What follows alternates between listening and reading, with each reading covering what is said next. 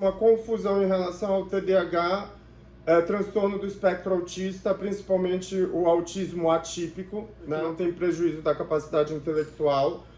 Bem comum de também ter pontuações para TDAH, inclusive tem vários estudos que comparam pacientes que têm Asperger, pontuações para Asperger e TDAH, né? Principalmente aqueles que pontuam com muitas características, com desatenção, impulsividade e hiperatividade.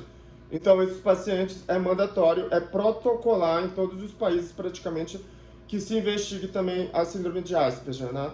Que é o autismo atípico, porque ele tem prejuízo relacionado à deficiência dos receptores noradrenérgicos e dopaminérgicos.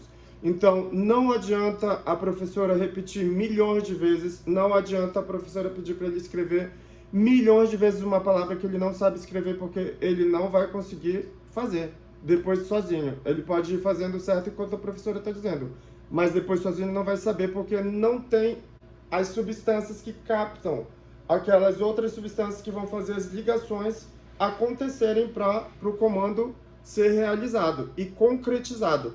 Então não adianta, tem que tomar o remédio. Ou você dá o remédio para o seu filho, ou o seu filho vai sofrer muito, porque ela vai ter muitas frustrações, ela vai desenvolver todo as desordens de um livro que classifica as doenças mentais, porque as frustrações vão levar outras e outras e outras e outras, enfraquecendo ela mentalmente, emocionalmente, e isso leva a problemas seríssimos no futuro, porque ela não vai ser uma criança com autonomia, o paciente seja tratado o quanto antes. Eu dou o exemplo de um paciente que eu atendi em Bangu. O paciente, quando eu entrei, eu dizia que eu não queria atender crianças, só que era clínica popular, eu entrei e tinha 30 crianças. Eu disse, eu não vou atender essas 30 crianças. Né? Aí ela falou, mas doutor, o neuropediatra faltou, só tem o senhor e o senhor vai ter que atender. Eu disse, tá, manda todo mundo aqui que eu vou atender rapidinho.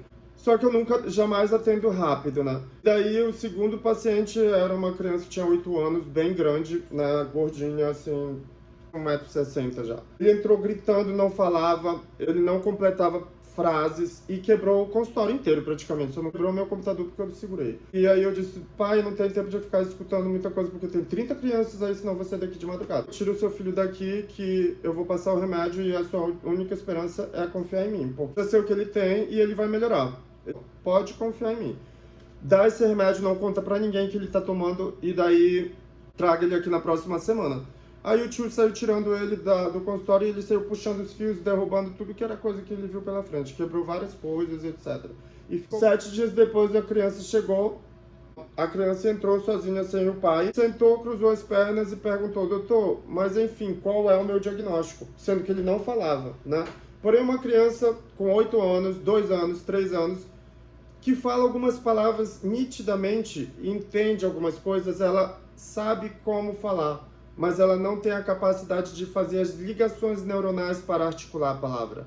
Faltando alguma substância, por isso que são feitos estudos por anos e anos e anos e anos para dar o remédio para nossas crianças.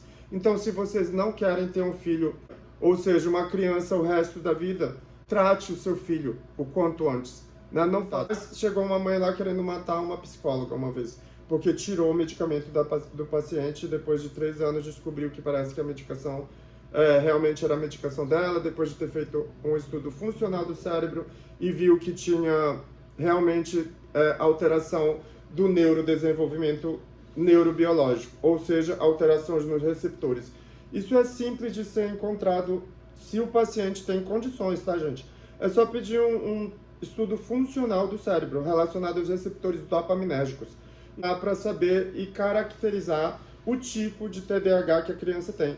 O TDAH é como se fosse mais ou menos o autismo, porque é uma alteração do neurodesenvolvimento, porém não é uma alteração do neurodesenvolvimento relacionado a grandes comprometimentos motores, dentre outros que acontecem no autismo moderado a mais grave. Então, geralmente são comprometimentos dos receptores. Se não tomar o remédio ou se não fizer o tratamento que é padrão ouro em todos os países de primeiro mundo, que é estimulação magnética transcraniana repetitiva. Eu vou mostrar um estudo que eu gosto de seguir o protocolo dele, que ele fez uma meta-análise. Meta-análise é o estudo de vários estudos, como se fosse um resumo de vários estudos relacionados aos benefícios do tratamento. O tratamento de ponta é a estimulação magnética, que é os raios gama da ressonância magnética.